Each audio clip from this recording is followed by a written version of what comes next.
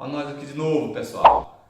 Vamos lá, dando continuidade aqui ao princípio da insignificância, né? Só avisando aí a quem não assistiu, que assistam aí os vídeos anteriores, só sobre o princípio da insignificância, já foram postados 2 vídeos. No primeiro vídeo eu fiz uma abordagem geral sobre os requisitos, objetivos e subjetivos do princípio da insignificância.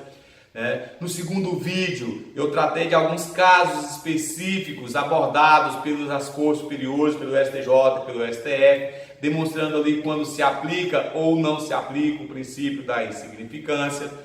E agora aqui, nós vamos demonstrar para vocês a diferença entre o princípio da insignificância própria e insignificância imprópria. Pessoal, só para resumir, nos vídeos anteriores eu venho tratando com vocês, sobre o princípio da bagatela própria ou princípio da insignificância própria. Esse princípio, como já foi dito, já foi demonstrado, já foi analisado, é vastamente aplicado pela jurisprudência do nosso país. E todos os doutrinadores falam a respeito desse princípio da insignificância, que esse princípio da insignificância é uma causa excludente da tipicidade material, que ocorre quando o agente pratica uma conduta que ela produz uma mínima ofensividade, que ela demonstra a ausência de periculosidade e reduzido grau de reprovabilidade, além de produzir uma inexpressiva lesão ao bem jurídico. Além desses requisitos objetivos, temos aí de verificar os requisitos subjetivos: capacidade econômica da vítima, não habitualidade da prática criminosa por parte do agente e a questão da reincidência. São os critérios, então, subjetivos. Estando presentes esses requisitos objetivos e subjetivos, reconhece-se a insignificância e exclui a tipicidade material, ou seja, não há fato típico. O réu será, então, absolvido. A questão posta aqui agora é sobre a insignificância imprópria, ou princípio da irrelevância do fato. Esse princípio ele é bem desenvolvido aqui no Brasil, é um autor que eu gosto mais de ler, pelo Luiz Flávio Gomes. O Luiz Flávio Gomes diz que esse princípio, inclusive, ele é extraído do artigo 59 do Código Penal. Então, o Luiz Flávio Gomes, com base na redação do artigo, da parte final do artigo 59 do Código Penal, que diz lá que o juiz levará em consideração a culpabilidade, os antecedentes, a conduta social, o motivo, circunstâncias do crime, comportamento da vítima, conforme seja necessário e suficiente para a reprovação e prevenção do crime. Então, Luiz Flávio Gomes entende que em determinados casos, em determinadas situações, é possível que o aplicador do direito, ao analisar o caso concreto, entenda que não é mais necessária a aplicação de qualquer sanção para aquele fato típico, ilícito e culpável que foi praticado. Ou seja, o fato nasceu relevante, mas em razão de determinadas circunstâncias do fato concreto, pode o juiz entender que não há necessidade para a aplicação da pena, que as consequências ali já foram drásticas, o réu contribuiu para a elucidação dos fatos. Então, ele depois daquele fato, ele voltou a reinserir no seio social, Então, tudo isso pode levar à não aplicabilidade da sanção. Se isso ocorrer, está se reconhecendo a insignificância imprópria, né?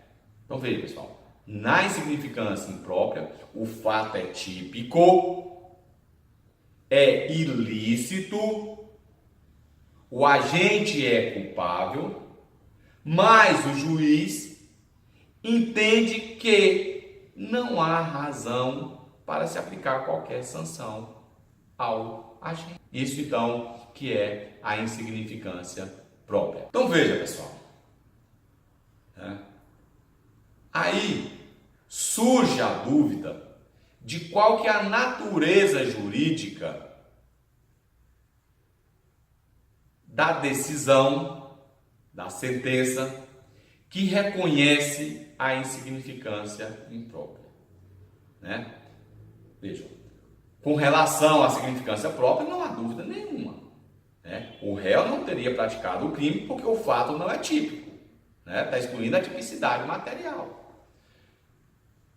Aqui, né, surge então qual que é a natureza jurídica dessa insignificância própria. Alguns doutrinadores entendem que a insignificância própria é uma excludente de culpabilidade, né? Essa culpabilidade na sua acepção funcional, ou seja, essa culpabilidade não se restringe apenas àqueles elementos comumente estudados por nós.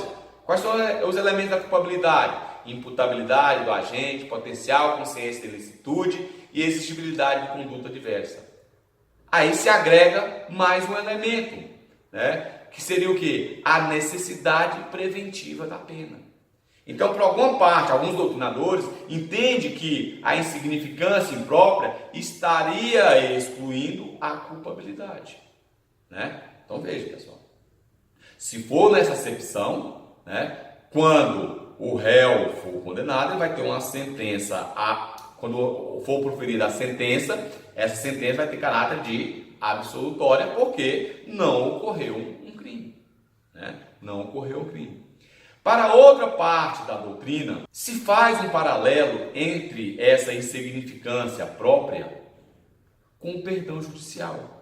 Alguns deles dizem, inclusive, que o perdão judicial, né, é uma hipótese de insignificância própria, uma insignificância imprópria, que tem previsão legal. O que seria então o perdão judicial? O perdão judicial, né, com base lá no artigo 107, melhor dizendo, 107, inciso 9 do Código Penal, o perdão judicial pode ser concedido naquelas hipóteses previstas na lei.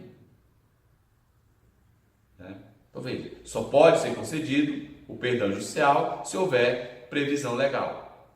E qual que é a natureza jurídica do perdão judicial? Causa extintiva da punibilidade. Então, para esses doutrinadores, a insignificância imprópria também seria uma causa extintiva de punibilidade.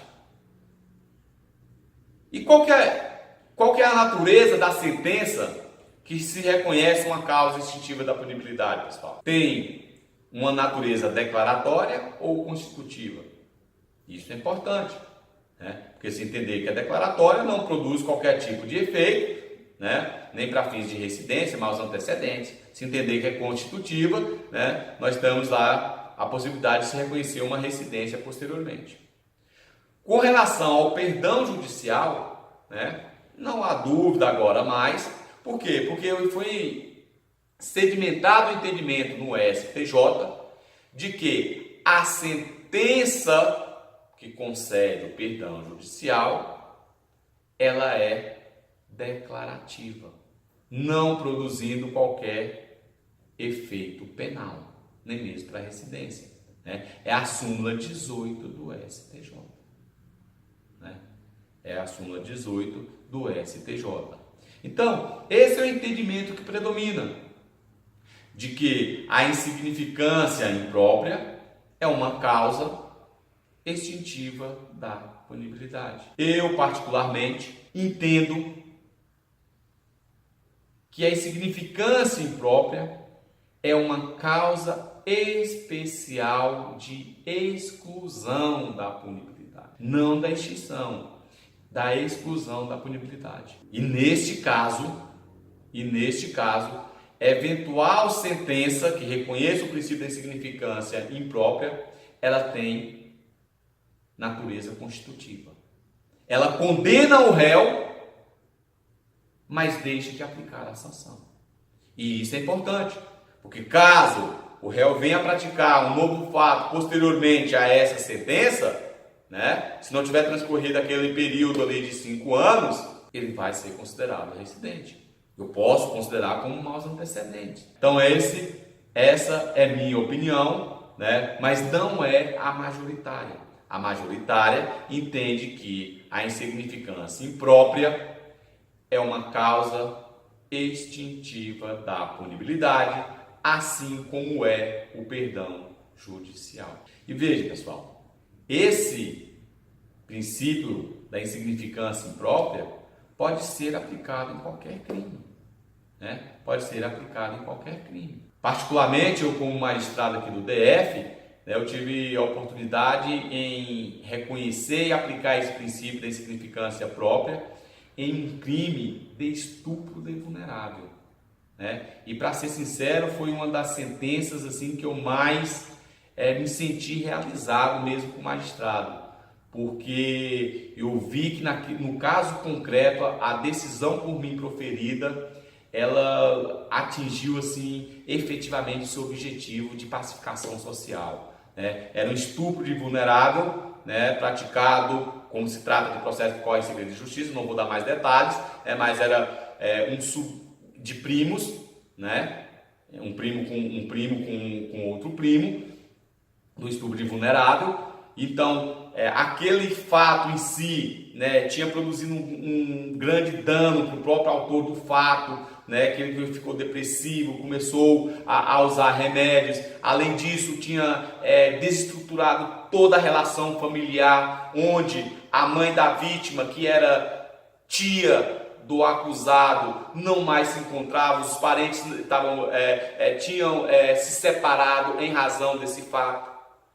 E na audiência de instrução foi onde que, depois de quase 2 anos, que voltaram a se ver, e eu permiti na audiência o contato entre a mãe da vítima e o acusado, e ali foi um momento emocionante mesmo, que eu vi o sentimento que existia entre a mãe da vítima, o acusado, que aquilo tudo estava causando um transtorno familiar muito grande, né? E depois que terminou a audiência, foi com os autos, depois apresentaram as alegações finais pelas partes, com o Ministério Público pedindo a condenação, como tinha de ser, no primeiro momento, se olhando, e eu detidamente ali, analisando aquele fato, eu falei que iria pela primeira vez, foi a primeira vez, de aplicar o princípio da insignificância imprópria.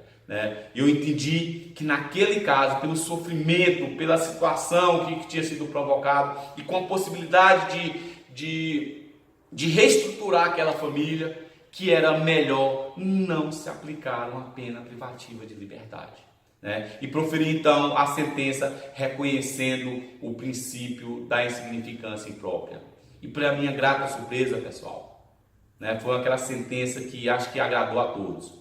Porque o Ministério Público não recorreu, e claro, o réu não recorreu, e para minha felicidade, 1 ou 2 dias depois que houve o trânsito em julgado para o Ministério Público, a mãe da vítima compareceu em cartório e disse que aquele foi o maior presente que ela poderia ter recebido, porque aquilo ali poderia possibilitar uma reunificação, uma reestruturação familiar. Então eu não apliquei uma pena, mas consegui uma pacificação social, e isso aí me deixou muito feliz. A aplicabilidade do princípio da insignificância imprópria, tá? Fato é típico, ilícito, culpável, mas a pena naquele caso não era necessário, no meu sentir. E apliquei, e graças a Deus deu tudo certo.